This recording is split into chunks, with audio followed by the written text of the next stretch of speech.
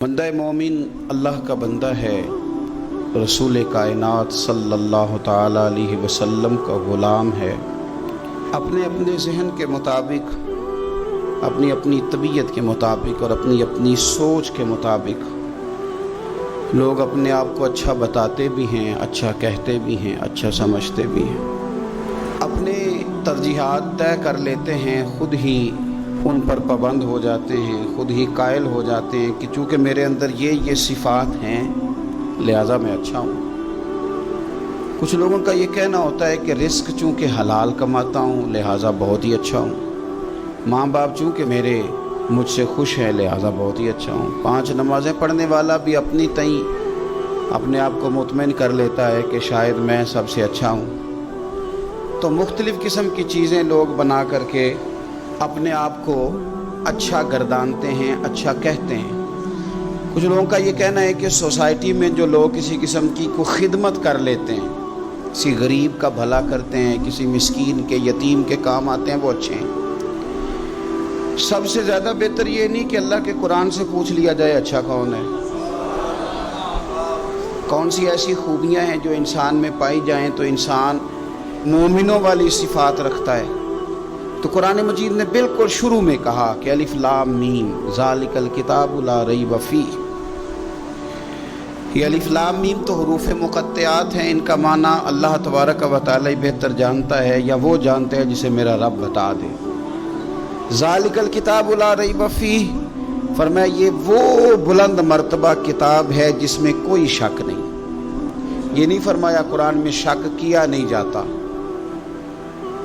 قرآن پاک میں شک ہے نہیں۔ اگر کوئی شک کرتا ہے تو اس کے دماغ میں شک ہے، اس کے ذہن میں شک ہے، اس کے باطن کے اندر فطور ہے۔ قرآن میں شک نہیں۔ ھدی للمتقین، قرآن ہدایت ہے پرہیزگاروں کے لیے۔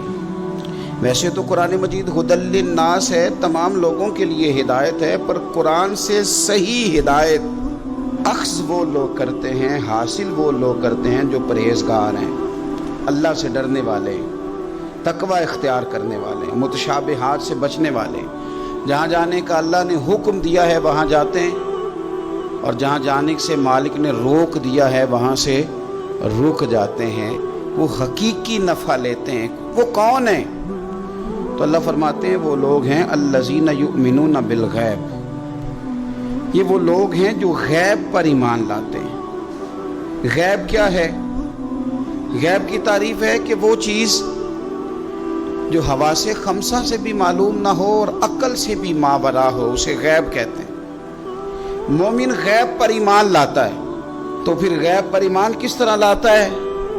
وہ غیب پر ایمان اس طرح لاتا ہے کہ وہ عقل سے تو معلوم نہیں کر سکتا تھا، حواس خمسہ سے تو معلوم نہیں ہو سکتا تھا، لیکن مدینے والے محبوب نے اسے بتا دیا ہے۔ رسول کریم صلی اللہ علیہ وسلم کو وحی کے ذریعے جن چیزوں کی خبر دی گئی، اطلاع دی گئی، حضور نے امت کو بتائی، وہ غیب کی چیزیں۔ وہ کیا ہیں؟ قبر، حشر، قیامت، جنت، دوزخ، فرشتے، یہ ساری چیزیں غیب ہیں۔ مومن ان پر ایمان لاتے ہیں اور ایمان کامل رکھتے ہیں اور یقین رکھتے ہیں، اور یہ یقین مومن کی اخلاقی پوزیشن کو بلند کر دیتا ہے۔ جب اسے پتہ ہوتا ہے کہ قبر میں جاؤں گا، حساب کتاب ہوگا، تو زندگی محتاط گزارتا ہے۔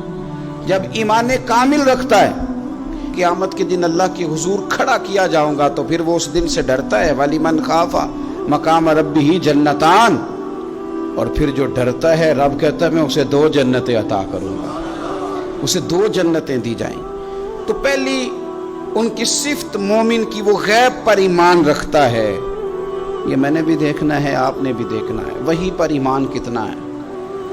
ہماری آنکھوں کے سامنے کہ ہر وقت دنیا گھومتی ہے، یا قبر حشر کا بھی کوئی نقشہ نگاہوں میں رہتا ہے؟ دنیا کے مد و جزر، حساب کتاب، پیسے کا لین دین، جائیداد کی خرید و فروخت، یہی صرف ہمارا زندگی کا سرمایہ حیات ہے، یا آخرت کے لیے بھی کچھ جمع کرنے میں کامیاب ہوئے؟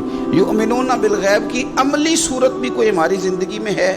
پھر قرآن مجید نے کہا وَيُقِيمُونَ الصَّلَاةَ، مومن کی دوسری صفت یہ ہے کہ وہ نماز قائم کرتے ہیں۔ نماز قائم کرنے کا معنی ہر مفسر نے یہی لکھا ہے کہ قائم کرنے کا معنی یہ ہے کہ تو نماز ظاہری آداب کے ساتھ بھی پوری ادا کرے اور باطنی آداب کے ساتھ بھی ادا کرے.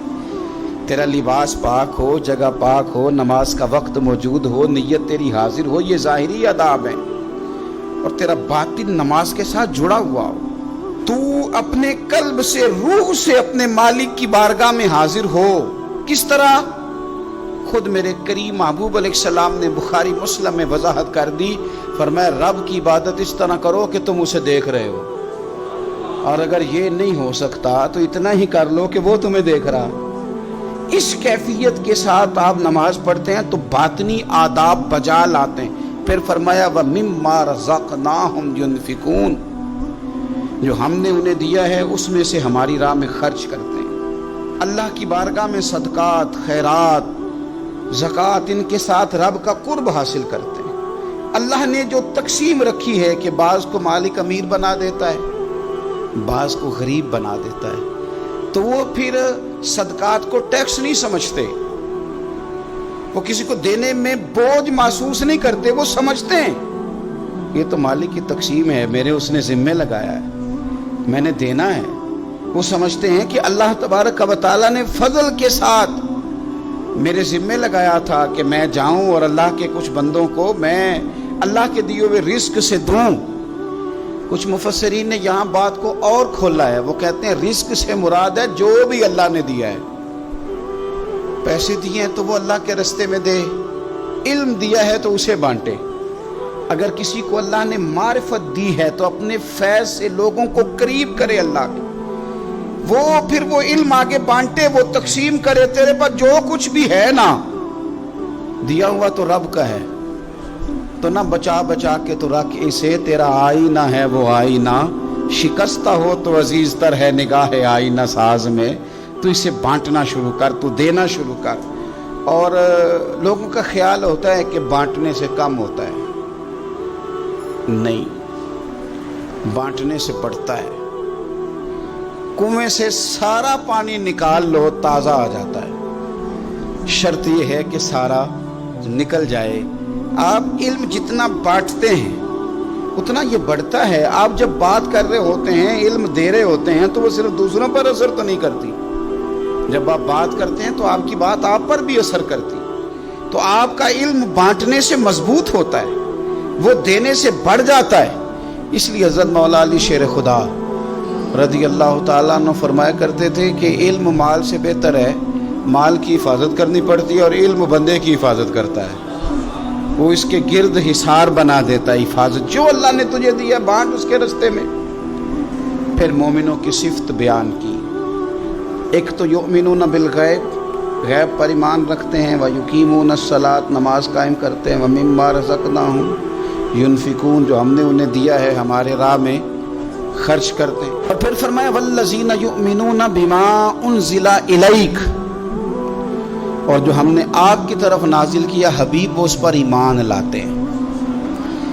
کتاب کو، قرآن کو سینے سے لگا کے رکھتے ہیں. اس کے ایک ایک حرف کو وہ اپنے لیے دستور حیات سمجھتے ہیں.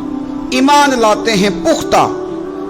وما انزل من قبلک، اور اس پر بھی ایمان لاتے ہیں جو آپ سے پہلے نازل کیا گیا. آپ سے پہلے جو نازل کیا گیا اس پر بھی وہ ایمان لاتے ہیں.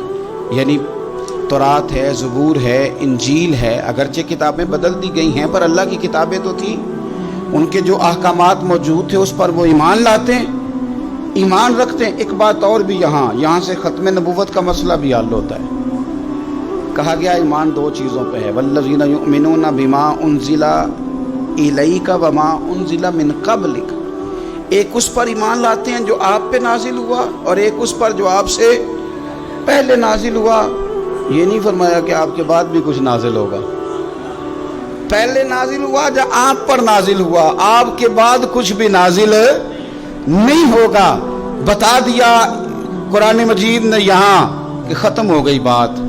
رسول پاک علیہ السلام پر بات ختم ہو گئی. نبوت کا سلسلہ رب نے ختم کر دیا. زندگیاں ختم ہوئی اور قلم ٹوٹ گئے، پر تیرے اوصاف کا ایک باب بھی پورا نہ ہوا. ختم کر دی بات. یہاں مالک نے ختم کر دی.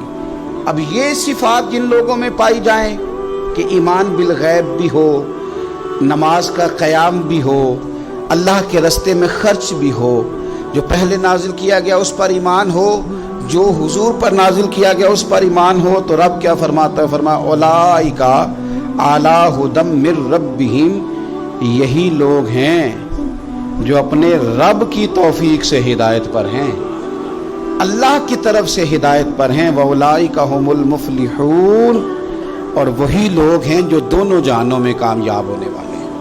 یہ کامیابی والے لوگ یہاں بھی اور وہاں بھی۔